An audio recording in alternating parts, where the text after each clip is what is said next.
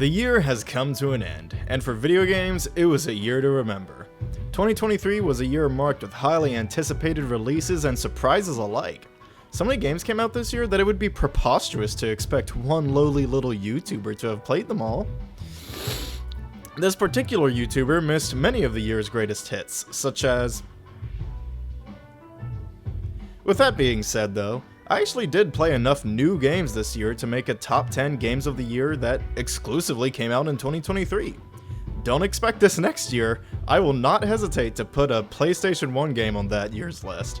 But enough filibustering, let's get on with Ransom's top 10 games he played in 2023. Number 10. Bomb Rush Cyberpunk. Possibly the most stylish game of the year, and definitely the funkiest. This bombastic spectacle of an indie game showed Sega just how badly a new jet set radio is wanted by the people. It's a testament to the quality of this year's games that this game is only number 10 on this list. Reason being that the trick system is too relaxed for my taste, I could use a little more Tony Hawk energy, and it was missing the higher highs that some other games this year had. Still though, its story, presentation, and music definitely keep this game off the honorable mentions list this year, and gets a wholehearted recommendation from me. Number 9. The Legend of Zelda: Tears of the Kingdom. Definitely the most impressive game to come out this year. It's a true testament to the skill and talent of Nintendo's internal teams that this game has the features it does without being a buggy mess. Ultimately, however, this game sharing the same structure as Breath of the Wild really dampened it for me, and had me really wishing for a better story. If we get another story told exclusively through flashbacks again, I swear to God. Still, I can't deny the fun I had with this game, and I can't blame anyone else for having the game take the number 1 spot on their list this year. Number 8. Super Mario Bros. Wonder. Do I have to explain why this is here? It's a 2D Mario with all the polish and precision of the new Super Mario Bros. Series, but all the creativity and fun of the 3D series of Mario games. Shoutouts to the badge system too. It's not an original idea, but it's a great one for sure. You know what? This isn't even in the script, but shoutouts to the graphics too, man. This art style is... he's so cute. Everyone's so cute! God! Okay. Number 7. Marvel's Spider-Man 2. As iterative as this game is, I find that completely okay because I truly did not want Insomniac to reinvent the wheel here.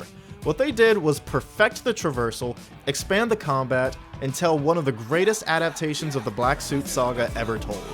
When this game gets a New Game Plus, I'm gonna bust all over my PlayStation 5. Number 6. Final Fantasy XVI. Is it perfect? No, not at all.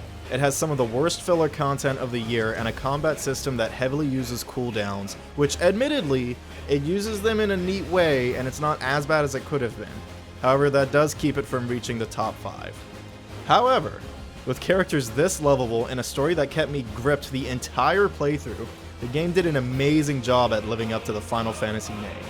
Even more so, this soundtrack is filled with a fiery roar of humanity's will. It had my heart pumping in ways that were only matched by the generation-defining set pieces this game featured.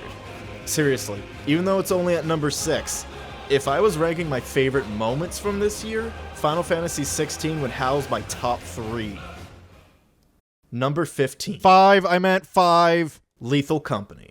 This breakout indie hit has high-quality scares and laughs for a low price. At $10, this game can delight your entire friend group for hours on end. Don't take my word for it though, I have proof. Go watch our Let's Play of it, it's a really good time. And believe me, the game only just started. I bet you anything it's only gonna get more and more updates that make it even more awesome. Go ahead and snag it while you can, this is a winner for sure. Number 4. Hi-Fi Rush. As if the biggest character action game this year wouldn't be high on my list. Honestly, these top 4 are pretty interchangeable. Ask me on any other day and I'll definitely be shuffled around quite a bit. Anyway, Hi-Fi Rush is everything you know it to be and more. Stylish, action-packed, rockin', nostalgic, funny. Yeah, this game slaps hard. Only things holding it back for me are its levels having some pretty long breaks between the action and having a few key moves locked behind a cooldown. I forgot to put this in the script, but it also literally has the enemies from DMC devilmaycry that can only get hit by certain moves. What the fuck? Who thought that was a good idea? It's not as bad as what in this game, But like, come on, if there's any reason why it's only number 4 this year, that's the one. But hey, believe me, if Hi-Fi Rush 2 ever comes out, oh, that's gonna be my number 1 that year. Number 3, Street Fighter 6. With the release of this game, Capcom has been officially inaugurated as Cap God once again. A fighting game that's actually worth $60? Who'da thunk it? Well, here it is. Here's what that looks like. High quality Street Fighter. Beautiful graphics complement these fun and expressive characters who are completely kitted out in their movesets and have such a great amount of depth to them, as well as insane system mechanics that turn every match into a fast push and pull between competitors. Only thing holding this game back for me are a lackluster soundtrack for Street Fighter standards, an ultimately not fantastic yet admirable story mode and world tour. I still think it's fun, but you know, it's not the best. And some not great monetization practices, which honestly make this a lot more depressing than it should have been. Come on, Capcom, especially with these new third costumes. $10 for each one? Come on. Get it together. This is not Cross Tekken. Still though, I've had some unforgettable fighting game experiences with this. I got to meet Paladin Ryu, the #1 Ryu in the USA through this game, and some other fantastic players too. Honestly, it's just it's weird to put a fighting game on a top 10 list because it's hard to quantify where it goes and why it should go there. But I think I'll set it comfortably at number 3 for now. But one day, when it's done, when it has all its content, maybe this game can be number 1 in my heart. I eagerly await Akuma to Raging Demon his way into my heart next year. Before I get to my top 2, let's run through some honorable mentions. Thunderray. A very beautiful game with horrible boss balancing. I didn't cover this in my review, but oh my god, these fights are in the wrong order. If you want to hear more about it, like I said, go check out my review. I go a lot more into it there. Nickelodeon All-Star Brawl 2.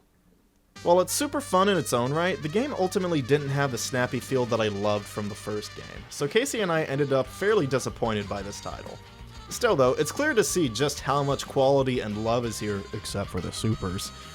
If you like platform fighters, you'll probably love this game. It has plenty of content too, a really cool campaign mode that's kind of roguelike, but you know, like the gameplay is good. It is good. Casey and I are just really weird. WarioWare Move It. Incredible game for an hour and a half. And then boom, it's over. Listen, I'm not usually one to complain about game length, but this has got to be the shortest WarioWare, aside from maybe the original. And I spent $50 on it, and I'm still kind of salty about it. Like, absolutely get this game on sale. Like, it does have post-game content / other modes, but most of them are multiplayer, and most of those require 2 sets of Joy-Cons, which, good lord, I don't know how many people have that. Listen, absolutely buy this game when it's on sale, but like, if you're trying to spend $50 for yourself with this game, I don't think it's worth it. If you do have friends to play with though, it might just be worth it. That's up to you.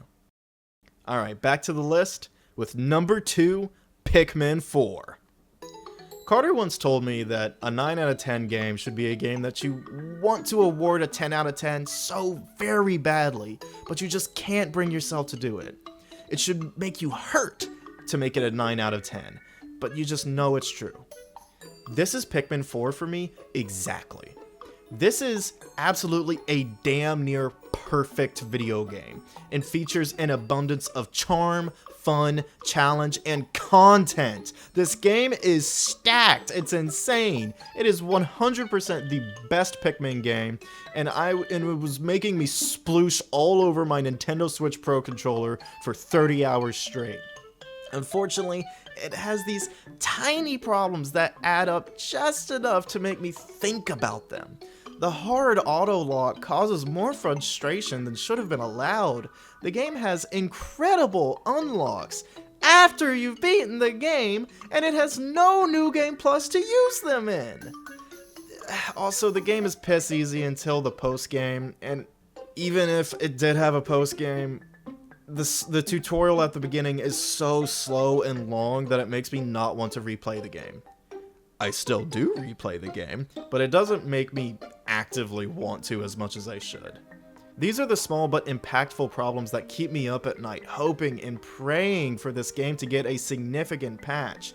If it got just one patch that changed a few of these things, oh my god, it'd be the most 10 out of 10 must buy. Fuck it, it's still a must buy. It is 1000% a must own for all Nintendo Switch owners. And I, even now, hear it calling my name, tempting me to do another 30-hour playthrough of Pikmin Perfection. Almost. Number 1. Resident Evil 4 Remake. Now, I know it's kind of lame for me to put a remake as number 1 on this list, but listen, if Pikmin 4 is number 2 because it's a 9 out of 10, then I really ought to put the game that I consider to be genuinely flawless as number 1. I mean, good lord, what a goddamn video game. Perfect pacing, perfect characters, perfect gameplay, perfect music, perfect graphics, perfect everything. They went and made a game as good as the original Resident Evil 4. Do you know how ludicrous that is? They put a parry in Resident Evil 4 and took away the QTEs and made separate ways good? Come on! You think Pikmin 4 is calling out to me? Resident Evil 4 Remake is out here screaming my name, knowing fully well it has a vice grip on my heart for the rest of time, whispering in my ear, I know you want these parries, bitch. Come boot up your fuck-ass PlayStation and stare at the most breedable man in existence again. And I simply say, yes, Daddy. Thank you for putting yellow tape on interactables, Daddy. I'm so very focus blind. Thank you, Daddy. If you don't own this game already, what the fuck are you doing? Go get a motherfucking video game, fuckboy. And that's it. Thank you for watching. Maybe some other Flaccideers will upload some Game of the Year lists on their own. I don't know. I don't keep tabs on them. I just keep them in their cages and make sure they're well fed. Except for Casey. He gets the scraps. Definitely tell me what your favorite games of the year were in the comments, and also tell me how stupid I am for not playing Baldur's Gate 3. I'll see you around, and don't be too mean to Jeff Keighley.